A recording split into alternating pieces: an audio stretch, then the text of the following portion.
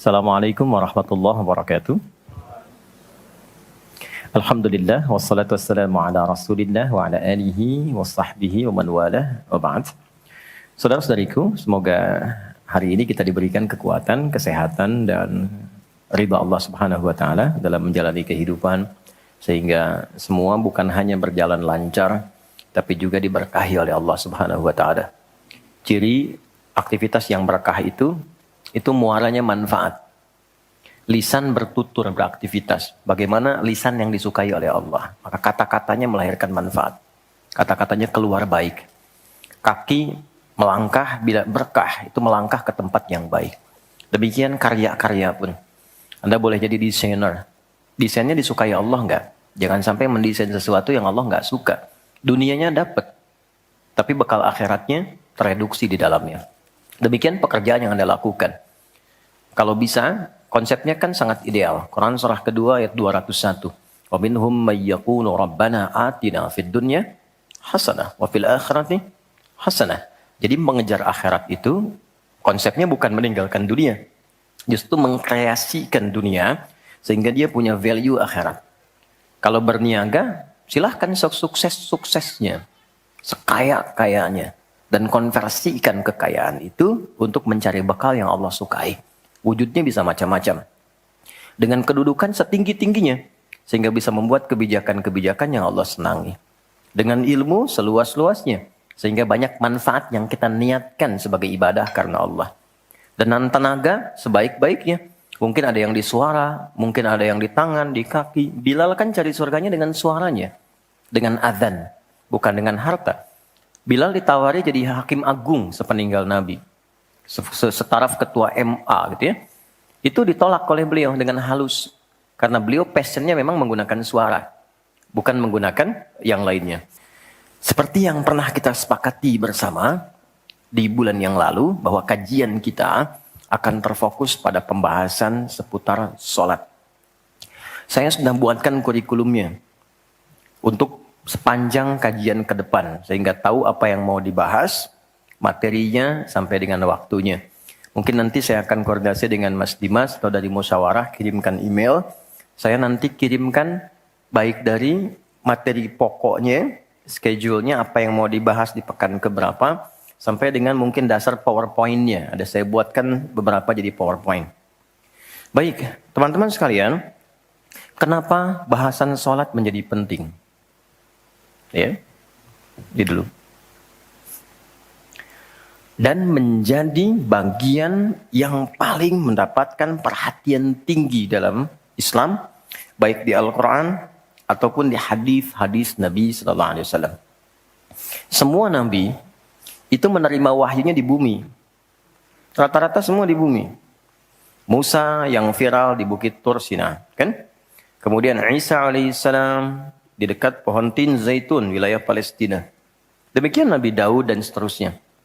Tapi untuk mendapatkan satu ibadah berupa salat, khusus bagi Nabi Muhammad SAW, tempatnya spesial. Inda sidratil muntaha, indaha jannatul ma'wa. Nerimanya langsung di dekat surga, di sidratil muntaha. Itu kan oleh-oleh yang Isra Mi'raj itu kan, mendapatkan salat. Kalau Anda mau lacak referensinya, bisa ditemukan di hadis Muslim tentang peristiwa ini, yang akhirnya mendapatkan sholat. Subtopik yang nomor 1, kitab pertama, Kitabul Iman.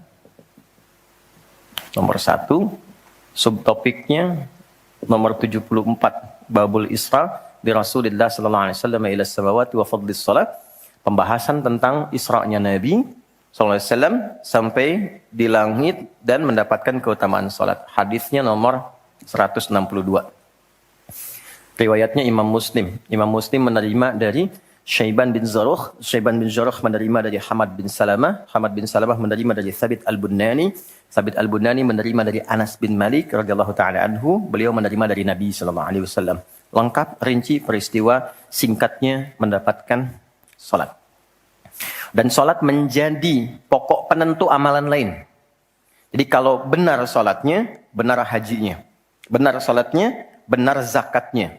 Benar sholatnya, benar interaksi dengan Qur'annya. Dan benar sholatnya, itu pasti baik hisabnya. Maka turun hadis spesifik yang banyak dihafal oleh para ahli hadis jadi pegangan hidup sampai akhirat. Inna awwala ma yuhasabu bihi al-'abdu yaumal qiyamati as-shalah. Amal pertama yang akan dihisab di hari kiamat adalah salatnya.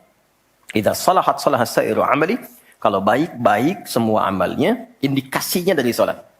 Wa idza fasadat fasada sa'iru amali. Kalau salatnya enggak bagus, pasti ada pengaruh ke amalan lain. Dan itu sangat menentukan. Baik. Kenapa salat? Ada apa di balik salat? Dan bagaimana cara salat yang benar yang melahirkan perubahan pada kehidupan? Itu yang coba kita turunkan sampai-sampai di bulan Ramadan pun ibadah pokoknya salat. Ya kan? Ibadah pokoknya salat lah.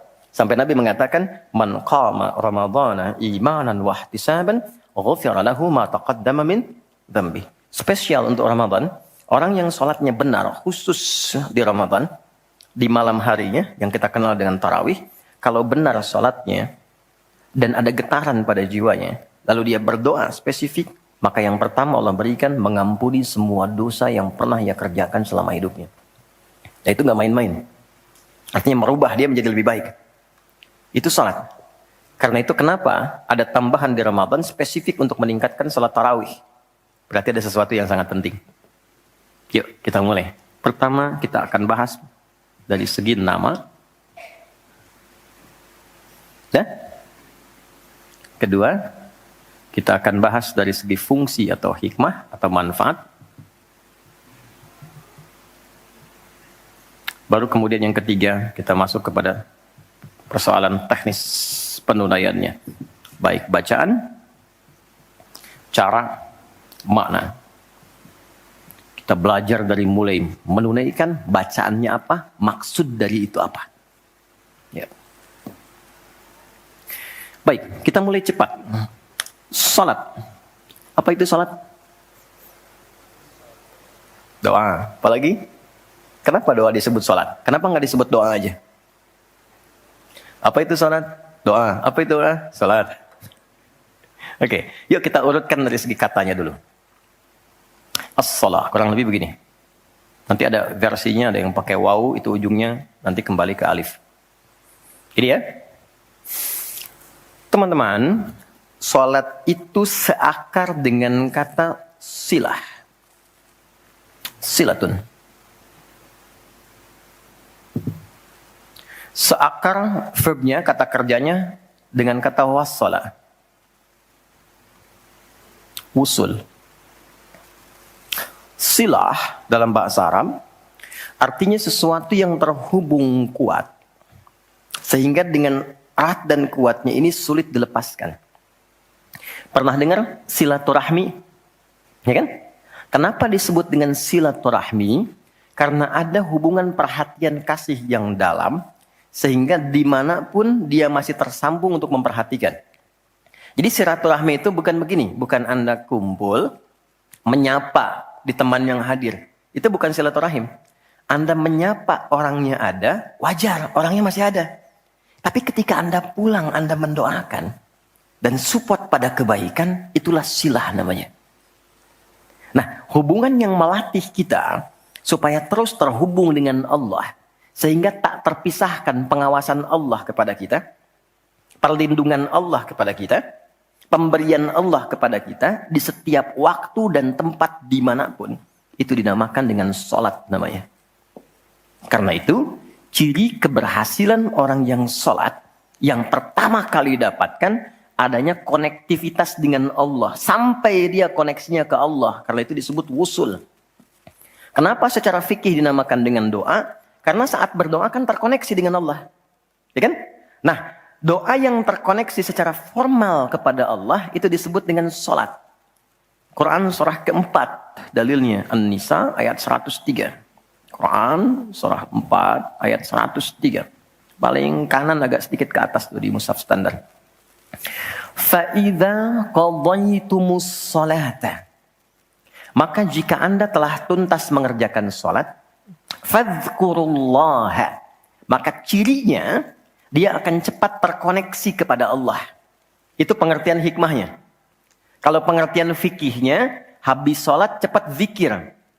Zikir itu artinya terkoneksi, nyambung. Kenapa setelah sholat ada zikir lagi yang menyambungkan? Karena ada orang yang sejak saat sholat belum nyambung dengan Allah. Itulah sebabnya nanti kita akan belajar. Masih merasakan nggak? Pernah nggak begini? Sebelum sholat mau fokus nih. Tapi begitu takbir, Allahu Akbar. Yang akbar di lisan Allah. Tapi yang akbar di pikiran, project.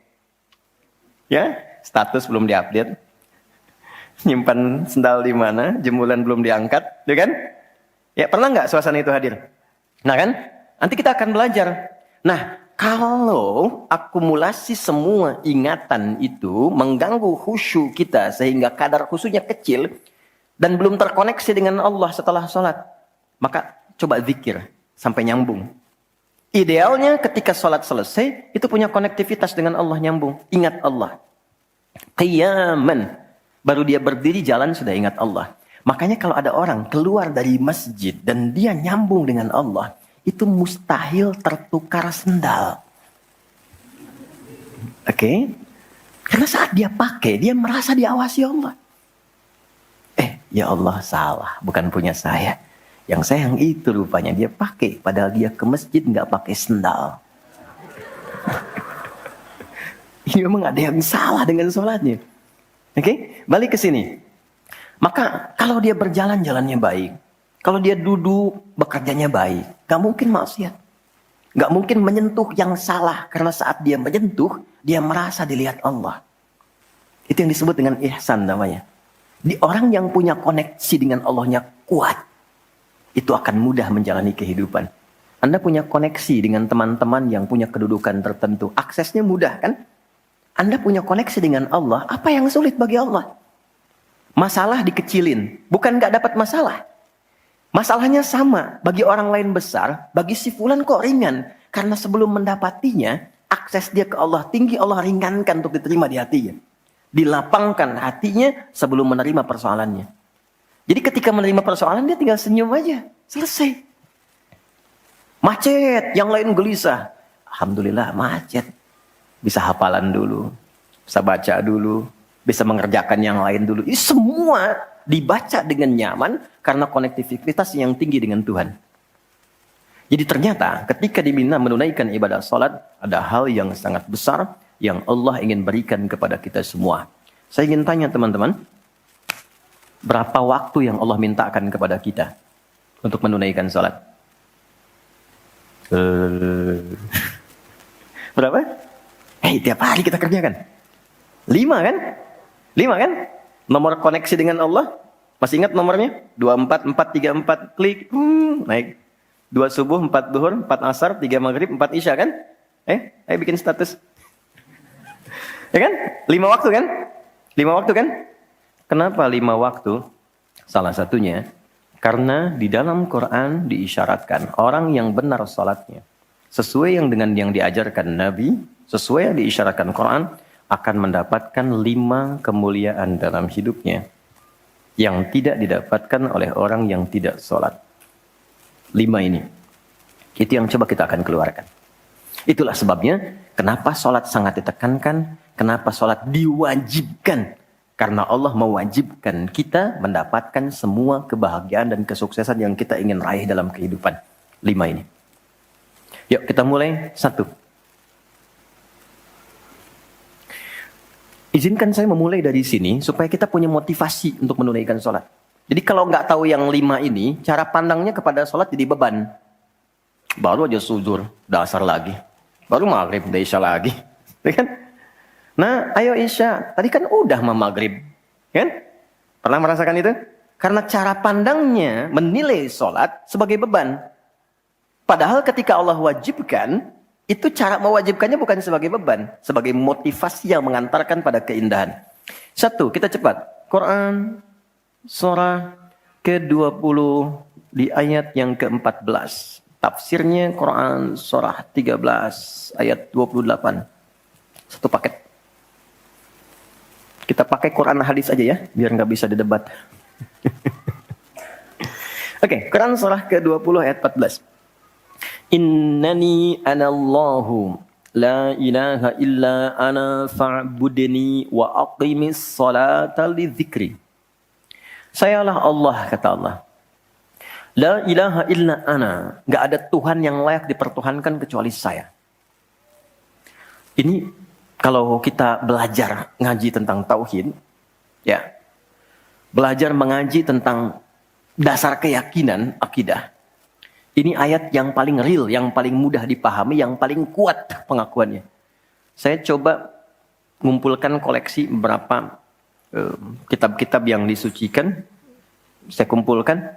Nggak ada satupun kecuali di Quran yang tegas mengatakan, Tuhannya langsung mengatakan. Tidak mewakili perwakilan. Sayalah Allah. Satu-satunya yang dipertuhankan, sembah saya. Coba di Quran. Kita simpan ini dalam bab tauhid. Sekarang kita teruskan. Bagaimana cara menyembahmu ya Allah? Fa'budni wa aqimis sholata lidzikri. Tunaikan sholat. Ya, sebagai pembuktian penyembahan kepadaku. Lidzikri. Untuk mengoneksikan dirimu denganku. Satu, sholat adalah pembuktian sebagai hamba. Pembuktian iman. Pelan-pelan. Yang pertama, teman-teman sekalian, ketika Allah menerangkan fungsi salat yang pertama untuk membangun konektivitas yang kuat dengan Allah, itu ternyata dasarnya bukan materi, bukan kedudukan, tapi penghambaan. Supaya engkau membuktikan diri engkau itu hambaku, sembahku, lewat salat. Jadi kalau ada orang yang mengatakan, Tuhanmu siapa? Allah, tapi dia nggak mau sholat, itu kata Nabi, belum sempurna kebertuhanannya kepada Allah. Ya, al-farqu bainal mu'min wal kafir, tarku sholat, kata Nabi. Perbedaan orang yang mengaku beriman dengan yang belum beriman, dilihat dari sholatnya. Jadi kalau dia sudah menunaikan sholat, itu pembuktian keimanannya kepada Allah, kebertuhanannya. Jadi kalau ada orang mengaku muslim, dia belum menunaikan sholat, maka dipertanyakan keimanannya. Karena itulah kemudian kata sholat disebut juga di Al-Quran dengan kata iman. Buka Quran surah kedua. Ayat 143. Lihat di pertengahan. Wa ma kana Allahu liyudhi'a imanakum. Jika ada hamba siapapun menunaikan sholat, aku nggak akan sia-siakan sholat yang dilakukan dengan imannya itu. Maksudnya apa? Akan dibalas, diberikan perhatian sesuai dengan kadar sholatnya. Disebut dengan iman. Dan yang paling dahsyat, ketika seseorang sholat menghamba, kan gerakannya ruku, sujud, menghamba kan? Maka naik statusnya dari sekedar manusia biasa menjadi abdun. Teman-teman, ini rahasia besarnya. Perintahnya, fa'budni, yang kita baca, iyyaka na'budu, asal katanya dari kata abada, orangnya abdun. Jamannya ibad. Dan tidak pernah disebutkan dalam Quran kata abdun kecuali untuk mengangkat derajat hamba di hadapan Allah. Contoh. Nabi Muhammad ketika peristiwa Isra dan Mi'raj dipanggilnya dengan nama apa? Quran surah 17 ayat 1. Subhanalladzi asra bi'abdihi. Tidak disebut nabi, tidak disebut rasul, tapi abdun. Nabi Sulaiman ketika diberikan kekuasaan besar, punya kedudukan yang hebat sampai menundukkan awan. Ya, sebelum Songgohan punya awan Kinton, Nabi Sulaiman sudah punya duluan. Suzuki Yatanabe tahun 96 kan, bikin komiknya. Saya nggak terlalu baca itu atau tonton, tapi saya tahu. Itu awan ditundukkan, angin bolak-balik. Ketika mendapatkan kedudukan itu, sifat yang disebutkan abdun, bukan nabi, bukan rasul. Quran surah 38 ayat 30. Wa wahabna li Dawuda Sulaiman ni'mal abdu. Oke, Nabi Zakaria alaihissalam ketika akan diangkat statusnya dari suami menjadi ayah dan sudah berharap tinggi, dikabulkan, naik status, diberikan anugerah, disebutnya dengan abdun. Quran surah 19 di ayat yang kedua. Dzikra rahmati rabbika abdahu Zakaria. Nabi Nuh diangkat status memimpin kelompok generasi manusia setelah Nabi Adam. Naik ke kapal, jadi pemimpin besar. Begitu diangkat, yang disebut statusnya abdun. Quran surah 17 ayat 3. Innahu kana abdan syakura. Kenapa disebutkan abdun? Abdun itu sifat penghambaan. Semakin tinggi ibadahnya, semakin tinggi pendekatannya ke Allah, semakin diangkat. Jadi dengan Allah itu karena Allah Khalik, kita makhluk. Laisa kamitslihi syai', enggak sama sifatnya. Jadi kalau ke Allah itu jangan terlalu ngangkat. Kalau tinggi direndahkan, kalau rendah ditinggikan. Karena itu kenapa saat sholat kita merendah supaya ditinggikan. Itu poinnya. Jelas ya? Itulah sebabnya kenapa Nabi dijamin surga, turun surah Al-Kautsar itu. Satu-satunya Nabi yang sebelum wafat turun surganya. Rasulullah. Dengan turunnya surah Al-Kautsar. Kenapa? Salah satunya karena ibadahnya. Coba lihat. Kesaksian Sayyidah Aisyah itu di Al-Bukhari nomor hadis 1147. Kedatangan tabi'in namanya Abu Salamah bin Abdurrahman. Tanya bagaimana sholat malamnya Nabi. Kata Sayyidah Aisyah. Jangan ditanya panjang dan khusyuknya. Panjang dan bagusnya. Beliau memang sholatnya 4 rakaat di awal. Tapi jangan tanya panjang dan bagusnya. Beberapa sahabat dulu pernah pengen tahu, penasaran. Diikuti sholat di belakang Nabi. Ternyata rakaat pertamanya. Dikira Al-Baqarah 100 ayat. Akan ruku. Ternyata disambungkan ke 286 ayat sampai selesai. Dikira setelah selesai akan ruku. Ternyata Alif Lam Mim lagi. Ali Imran sampai selesai. 200 ayat. Dikira ternyata setelah la'alakum tuflihun 200 ayat Ali Imran akan ruku. Nyambung An-Nisa 176 ayat. Baru kemudian ruku setelah 5 juz 4 halaman. Ruku. Besoknya orang-orang ini gak ikutan lagi. Udah. Lain memang levelnya. Salam. Tersentuh kaki Nabi itu dengan tangan Sayyidah Aisyah. Ini menunjukkan sederhana kehidupannya. Bayangkan kan, suami sholat, istri tidur, nyentuh bagian kaki. Kira-kira tidurnya, alasnya di mana tuh? Nabi besar loh, ahli surga, hebat, pemimpin besar. Kehidupan demikian. Tapi kalau sedang beramal, kaya. Sodakoh, kaya. Sholat, kaya. Kakinya bengkak. Kata Sayyidah Aisyah, kenapa begini ya Rasulullah? Alam takun madmuna, alam takun ma'sumah. Engkau kan dijamin surga, surahnya sudah turun. Engkau dijaga dari kesalahan maksum.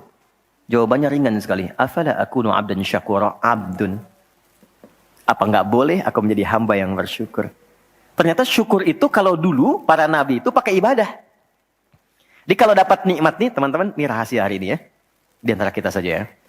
Karena saya nggak bagi di yang lain nih, cuma di sini nih. Ya. Para nabi itu, kalau mereka dapat nikmat apapun, itu yang dilakukan syukur. Dan syukurnya lewat ibadah. Contoh, biasa kan suka hadir ulang tahun ya. Masuk ulang tahun kesekian. Nabi tiba-tiba hari Senin puasa. Ditanya oleh sahabat, ya Rasulullah kenapa puasa? Kata Nabi, ini hari lahirku. Jadi mensyukuri nikmat kelahiran dari waktu yang telah berjalan, itu pakai ibadah. Begitu dapat anugerah surga, turun Al-Kautsar, malah diminta ibadah oleh Allah. Inna a'tainakal. Setelah itu apa? Fasholli li rabbika. Tingkatkan sholat, tambahkan amal lewat harta. Jadi jaminan surga itu bukan menghentikan amal soleh. Anda sukses dengan pekerjaan, bukan berarti menjadikan hubungan Anda terputus dengan Allah. Yang paling aneh kan Allah udah ngasih rezeki banyak, kok dipakai maksiat hasilnya? Allah kasih Anda minta, Allah kasih. Tapi begitu dikasih, kenapa dipakai untuk mabuk? Kenapa dipakai untuk maksiat? Kenapa dipakai untuk membeli sesuatu yang Allah nggak sukai? Kan ada perjuangan mendapatkan itu. Makanya dibalik caranya, ketika Anda menghamba, menunduk, Allah mengangkat. Tapi kalau Anda mengangkat, Allah turunkan serendah-rendahnya. Ini rumus pertama. Jadi ternyata ketika kita diminta menghamba dalam sholat, itu adalah jembatan pertama bagi Allah untuk mengangkat kita dengan derajat tertinggi. Paham? Oke, satu. Jadi kalau ke anak-anak begini kalau tanya, Mah kenapa sih harus sholat? Supaya kamu jadi hebat. Gitu. Kok bisa? Lihat Umar. Sebelum sholat.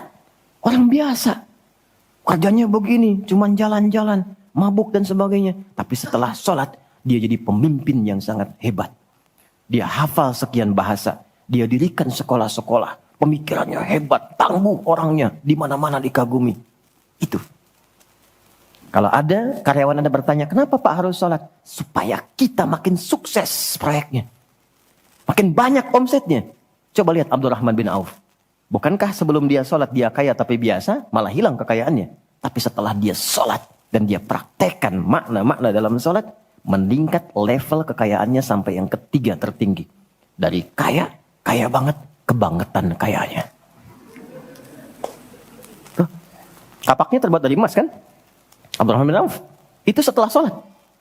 Itu viral sekali kisahnya. Ya, jadi ini bagian pertama. Jadi ketika ada panggilan hayya 'alas shalah, atas jak Allahu Akbar, rasakan panggilan itu ingin mengangkat derajat kita. Jadi kalau panggilan sholat itu dipahami sebagai hanya tuntutan ibadah, nanti jadi beban. Allahu Akbar, si ngantuk ya Allah. Tapi ketika Anda sudah merencanakan, kan malamnya kita bikin kurikulum, kan kegiatan kita tuh nyambung. Malamnya istighfar, menyiapkan kurikulum untuk besok. Istighfar itu mengoreksi yang belum bagus apa hari sebelumnya. Katanya pengen ke surga, surganya Firdaus, tapi sholatnya masih bolong-bolong. Baca Quran belum maksimal, sedekah belum ada. Kita koreksi besok direncanakan. Saya pengen sholat di tempat ini. Besoknya saya akan misalnya mengerjakan ini, capaiannya ini. Bikin kurikulum A sampai Z. Begitu kita bangun tidur, dipanggil. Allahu Akbar. Yang kita siapkan itu tadi, rencana, dibawa menghadap Allah, minta kemudahan, minta perlindungan, minta pengangkatan. Makanya kenapa sholatnya disebut subuh dari kata asbah. Sesuatu yang sudah siap dengan rencana. Wasubhi idza tanaffas. Quran surah 81 ayat 18. Di orang Islam itu bangun dari tidur, dia sudah punya rencana yang mau dia siapkan ke depan apa. Jadi nggak ada ceritanya ke depan bingung. Jam 7 mau kerjakan apa, 9 ada di mana. Rencana itu dibawa menghadap Allah. Dalam sholatlah kita mintakan kemudahan. Itulah pengantar pengangkat derajat. Jadi ketika azan berbunyi kalimatnya Allahu Akbar. Ini peluang saya. Jelas? Halo, jelas? Alhamdulillah. 2, masih di sini. 2. Wa aqimis salata lidzikri, tunaikan salat untuk mengingatku. Apa manfaat zikir? Apa manfaat zikir? Kembali ke Quran surah 13 ayat 28. Ala bidzikrillahi tatmainnul qulub. Yakin, ala itu harful ikhbar wa taukid. Huruf yang berfungsi menginformasikan dan menegaskan. Kata Allah, yakinkan pada jiwamu. Semakin banyak engkau berzikir, dampaknya semakin tenang hatimu. Jadi kalau sedang gelisah, zikir, bukan update status. Ingat ya? Karena mengupdate status, mencurahkan pada media sosial, tidak menghilangkan kegelisahan. Dan tidak menyelesaikan masalah. Bintaro macet ya. Apa dengan dibuat macet selesai? Tidak. Nggak nyangka ya dia seperti itu. Nyangka. Ketika ada orang mengatakan nggak nyangka, sedang nyangka dia tuh. Dan tidak selesai masalahnya. Apa kata Quran? Jika Anda sedang gelisah, optimalkan zikir. Apa itu zikir? Semua jenis kegiatan yang menyambungkan kita dengan Allah. Misal, doa. Doa itu di Quran disebut zikir. Quran surah 7 ayat 205. Wadhkur rabbaka fi nafsika tadarruan wa khifatan wa dunal jahri minal qaul. Kalau Anda sedang gelisah banyak persoalan, alih-alih mengeluh, angkat tanganmu minta kepadaku. Bukankah saat berdoa menjadi semakin tenang? Solusi belum datang, tapi hati lebih tenang kan? Dan jiwa yang tenang itu melahirkan pemikiran yang gemilang. Hasil yang cemerlang. Jadi begitu kita lebih tenang, lebih mudah menanti solusi. Anak belum pulang, doa. Besok ada ujian, doa. Ada proyek mau dilakukan, kita gelisah, doa. Itu fitrah. Quran itu disebut zikir. Quran surah ke-15 ayat 9. Inna nahnu nazzalna dzikra wa inna lahu lahafidhun. Kalau sedang gelisah, masalahnya kompleks, ambil wudhu, ambil mushaf, buka. Itu baru pegang mushaf, baru buka. Dampaknya ke hati itu kuat. Begitu Anda baca dengan suasana yang tenang, nyaman ke jiwa. Yang paling dahsyat kadang-kadang dibuka, mushafnya acak, keluar ayatnya sesuai dengan masalah kita. Tuh. Itu Quran. Ya. Apalagi? Kalimat thayyibah. Subhanallah, alhamdulillah, Allahu Akbar, Masya Allah, Astaghfirullah. Itu zikir. Quran surah 4 ayat 103. فَإِذَا قَضَيْتُمُ الصَّلَاةَ فَاذْكُرُوا اللَّهَ. Makanya ketika Anda mendapatkan nikmat, alhamdulillah, hati lebih tenang. Tidak menggunakan nikmat dengan hal-hal yang tidak positif. Ada sesuatu, astagfirullah. Ada keluhan, ya Allah. Lebih tenang. Akumulasi semua bentuk zikir itu ada dalam salat. Di salat ada subhanallah? Ada. Ya. Di salat ada alhamdulillah? Ada. Di salat ada Allahu Akbar? Dibuka dengan takbir. Di salat ada Quran? Ada. Al-Fatihah, Quran. Kita salat baca Quran. Apa lagi? Apakah di salat kita kemudian membaca kalimat thayyibah? Baca. Berdoa? Iya, isinya semua doa. Maka ketika semua jenis zikir dikumpulkan, itu berubah menjadi salat. Dan kalau satu zikir saja membuat tenang, apalagi salat.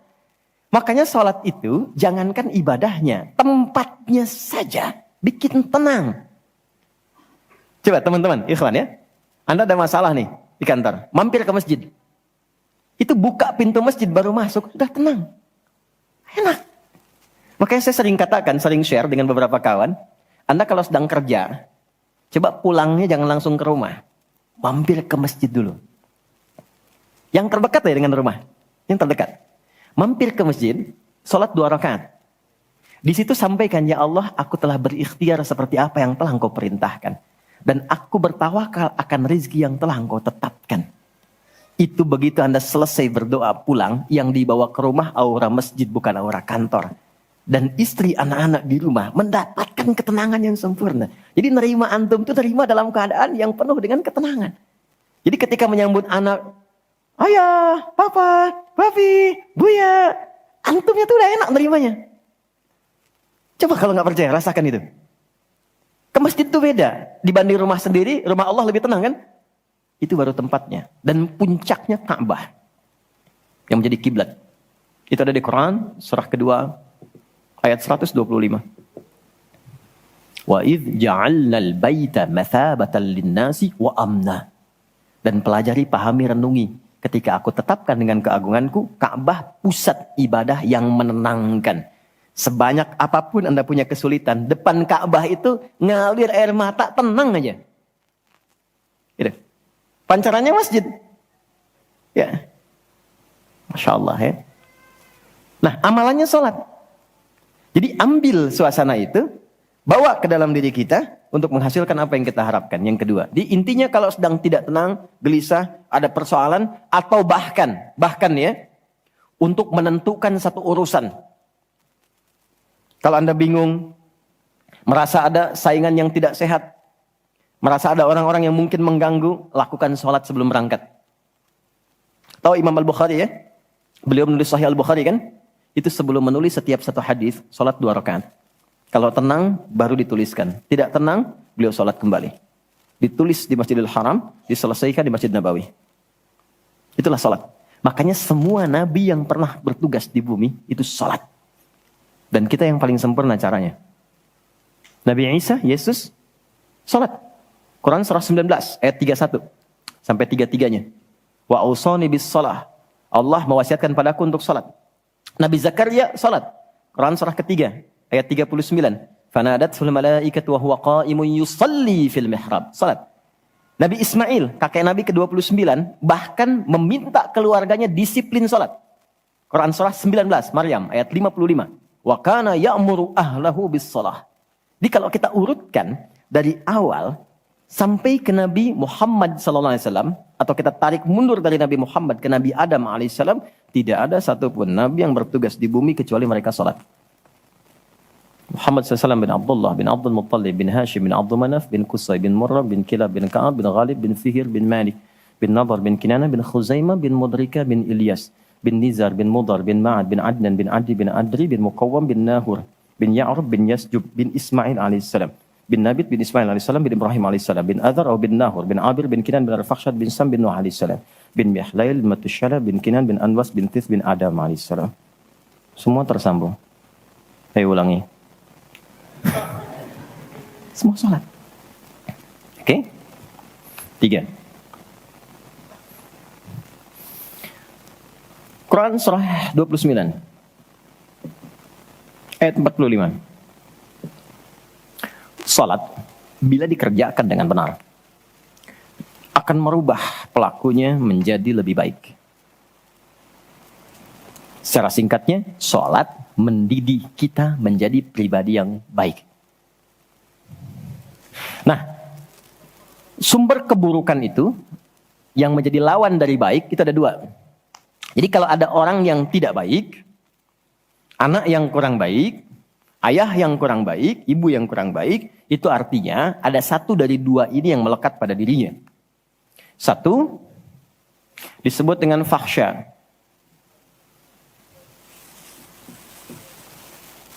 Keburukan yang bersumber dari syahwat. Maaf, kata-kata kotor, jorok, zina, LGBT, pornografi, porno aksi, dan semisalnya. Itu fahsya. Jadi nggak mungkin orang sholat, kata-katanya jorok. Perilakunya menyimpang. Nggak mungkin. Karena sholat mencegah itu. Atau mungkar, maaf, keburukan yang bersumber dari nafsu perut dan akal. Mencuri, korupsi, mencela, berdusta, membunuh, merampok, menyakiti, dan semisalnya. Itu mungkar. Makanya ketika seseorang berbuat itu, hatinya mengingkari. Itu disebut mungkar. Hatinya mengingkari. Maka orang sholat, pasti bila sholatnya benar, karena dia tersambung dengan Allah, fahsya dan mungkarnya tertekan. Yang muncul jiwa baiknya, jiwa takwanya. Ketika yang muncul kebaikannya, yang buruknya ditekan, maka yang keluar dari semua bagian tubuhnya, semuanya perilaku baik. Itulah sebabnya ketika Allah berfirman tentang hal ini, disampaikan di Quran surah 29 ayat 45. Inna sholata tanha anil fahsya wal munkar. Mengujinya gampang. Kita uji dengan sejarah pendekatannya. Semua masyarakat di era Nabi, itu kan sebelum masuk Islam, perilakunya itu sangat menyimpang. Tidak kenal kebaikan. Tak kenal kebaikan itu jahlun namanya. Orangnya jahil. Kalau disatukan jadi jahiliyah. Gak kenal kebaikan. Ya, maaf, yang mencuri banyak, zina hatam. Ya, perilaku menyimpang banyak. Disebutnya jahiliyah. Tapi ketika datang risalah Islam, yang diajarkan pertama sholat. Sholat merubah mereka dari jahiliyah menjadi khairu ummah. Kalau ada yang paling jujur, itu. Yang paling dermawan, itu. Yang paling baik, itu. Paling disiplin, itu. Kok bisa sholat ditunaikan bisa merubah seseorang jadi lebih baik? Ada sesuatu dalam sholatnya. Itu yang nanti kita akan pelajari. Itulah sebabnya kenapa anak-anak dari kecil usia 7 tahun khususnya yang diajarkan sholat. Masih ingat hadisnya? Ya, saat anak berusia 7 tahun ajarkan sholat. 10 tahun dia masih malas, beri pelajaran yang membuat dia mengerti. Bukan berarti harus memukul ya. Kalau di Arab adatnya begitu, itu biasa. Doroba itu memberi pelajaran maksudnya. Kurangi uang jajannya, berikan pelajaran yang baik kepada dia supaya mengerti kenapa mesti sholat. Kenapa dari usia 7 tahun? Supaya anak itu tumbuh jadi baik. Itu maksudnya. Cuma anak sekarang advance. Gen Z yang sekarang itu sebelum sholatnya sempurna, TK sudah manasik ya. Enggak apa-apa sih, cuma ini maksimal dulu yang kedua ya. Oke, 4, saya cepat karena waktu kita terbatas. 4. Sholat bila dikabulkan, bila dilakukan dengan benar. Saya ulangi, sholat bila dilakukan dengan benar. Sesuai isyarat petunjuk Al-Quran dan contoh yang disampaikan Nabi, maka bisa mempercepat terkabulnya doa. Oke? Mempercepat terkabulnya doa. Itulah kenapa secara bahasa sholat disebut doa. Kalau benar mengoneksikan diri kita dengan Allah sang pengabul doa, koneksinya cepat, sinyalnya kuat, itu nggak ada sekat, menggoncang aras, langsung dikabulkan. Dan nggak ada jeda. Oke, Quran langsung, surah ketiga, ayat 38 sampai 39. Surah 3 Ali Imran, ayat 38 sampai 39. Kita belajar dari kisahnya Nabi Zakaria alaihi salam. Contoh kecil sekali. Secara singkat sudah berumah tangga, sudah sekian lama, rambut sudah memutih, fisiknya sudah letih, itu dilukiskan di surah Maryam nanti, ayat 1-9 kita dapati. Istri divonis secara medis, nggak mungkin punya keturunan. Secara medis loh, sudah menopause dan maaf, mandul. Secara medis nggak mungkin, secara klinis nggak mungkin. Tapi ini yang paling hebat. Jika manusia, catat ini baik-baik ya, jika manusia sudah menyimpulkan nggak bisa, itu tanda langsung dari Allah supaya menengadahkan permohonan langsung kepada Allah tanpa campur tangan makhluk. Karena Allah ingin mengabulkan apa yang Anda minta secara langsung, bukan lewat campur tangan makhluk. Baca itu. Dan pahami untuk tidak putus ikhtiar. Jadi kalau rahmat Allah itu jangan dibawa dengan putus asa. La taqnatu min rahmatillah. Jangan pernah putus asa. Jadi jangan ada bahasa begini, ya nggak mungkin, ya nggak bisa. Jangan diambil. Begitu orang mengatakan nggak mungkin, itu tanda dari Allah. Allah ingin memberikan langsung tanpa campur tangan manusia. Maka apa yang dilakukan Nabi Zakaria? Beliau kemudian sholat di mihrabnya Maryam. Ini saya sedikit bahas tentang mihrab, sedikit saja. Quran surah 3 dulu, di ayat 37. Di paling kiri sebelah bawah, pojok di mushaf standar. Secara singkat saja, mihrab itu satu tempat yang fungsinya mempercepat terkabulnya doa dan mendatangkan rezeki dari sisi yang tidak diduga. Awas, kita bicara keimanan ya. Dan di situ dipertaruhkan. Mihrab ini tidak harus lebar dan luas. Sehamparan sejadah nggak ada masalah. Yang penting kita gunakan untuk ibadah saja. Di luar ibadah keluar. Itulah kenapa tempat imam disebut mihrab. Kenapa? Karena imam mewakili makmum untuk memohon kepada Allah dalam sholat berdoa. Makanya kualifikasi imam mesti khusus. Bukan imam biasa. Baik. Kemudian tidak harus di masjid. Di rumah boleh dibikin. Maryam pernah dibuatkan mihrab. Saat beliau mengkhususkan diri ibadah, di situ apa yang terjadi? Fataqabbalaha rabbuha biqabulin hasanin wa ambataha nabatan hasanan wa kaffalaha Zakaria. Kullama dakhala 'alayha Zakaria al-mihrab wajada 'indaha rizqa. Qala ya Maryam anna laki hadha? Qalat huwa min 'indillah. Inna Allah yarzuqu man yasha' bighairi hisab. Ini poinnya. Setiap Nabi Zakaria mengantarkan kebutuhan Maryam, pakaiannya, makanannya, kebutuhannya, itu sudah ada. Dan ingat, status Nabi Zakaria itu nabi loh. Beliau tahu itu pasti dari Allah. Tapi ingin dikonfirmasi apakah pendidikan beliau selama ini sudah meresap pada jiwanya atau belum. Ditanya, Maryam dari mana semua ini? Maka beliau jawab, Maryam jawab, huwa min indillah. Paman, ini semua dari Allah. Baik ya? Allah memberikan apapun yang ia kehendaki tanpa batas pada siapa yang diingini. Maka ini dibaca oleh Nabi Zakaria. Mayyasha itu. Jadi kalau ada di Quran diksi mayyasha, jangan simpulkan ini untuk dia saja. Maksudnya, jadi seperti dia, maka Allah akan berikan seperti Allah berikan kepada dia. Maka Nabi Zakaria kemudian sholat di mihrabnya Maryam itu. Minta sesuatu yang selama ini kata orang terbatas. Apa yang dilakukan? Sholat. Dalam sholatnya minta. Perhatikan cara mintanya. Satu, menyebut nama Allah sesuai kebutuhan. Jadi Allah bentangkan semua nama terkait semua kebutuhan kita. Anda butuh rizki, sebut ya Razak. Anda butuh ilmu, sebut ya Alim. Ya kan? Anda butuh ketahanan mental diri, sebut ya Sabar. Itu 99 tersebar. Itu rumusnya di Quran surah ke-17 ayat 110. Quran surah 17 Al-Isra ayat 110.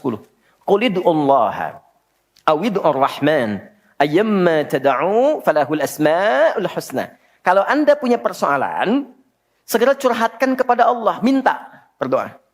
Sebut ya Allah yang standar atau ya Rahman naik sedikit atau pilih nama yang sesuai kebutuhan kita. Jadi nggak harus semua disebut. Takutnya nggak butuh dikasih. Ya Allah ya Sabar, nggak pengen punya masalah, turun masalah kan? Nah, Nabi Zakaria divonis ada keterbatasan, nggak mungkin diberi. Maka beliau meminta dengan nama Allah yang memberi tanpa batas. Dalam bahasa Arab disebut dengan Wahhab, pemberi tanpa batas. Kalau dialihkan jadi bentuk permintaan, fi'lil amri lit talab. Bukan perintah di sini tapi untuk meminta. Maka rubah kalimatnya jadi hab. Kalau untuk pribadi, habli. Untuk komunal banyakkan hablana. Karena ini kasusnya pribadi, maka di ayat 38 beliau meminta. Hunalika di mihrabnya Maryam. Da'a Zakaria rabbah. Berdoalah Nabi Zakaria kepada Allah Rabbnya. Perhatikan. Qala rabbi habli. Min ladunka dzurriyyatan thayyibah. Innaka sami'ud du'a. Ini fikih doa yang penting dipelajari. Ya Allah, jadi kalau terjemah bebasnya begini. Mereka mengatakan, aku nggak mungkin punya keturunan. Maka aku memohon darimu saja yang tidak punya batas dalam pemberian. Mereka katakan aku nggak mungkin. Aku memohon kepadamu yang tidak punya batas dalam pemberian. Innaka sami'ud du'a, sungguh engkau pasti mendengar doaku. Kalau kepada yang maha mendengar tidak terkabul juga, kepada siapa lagi aku mesti memohon?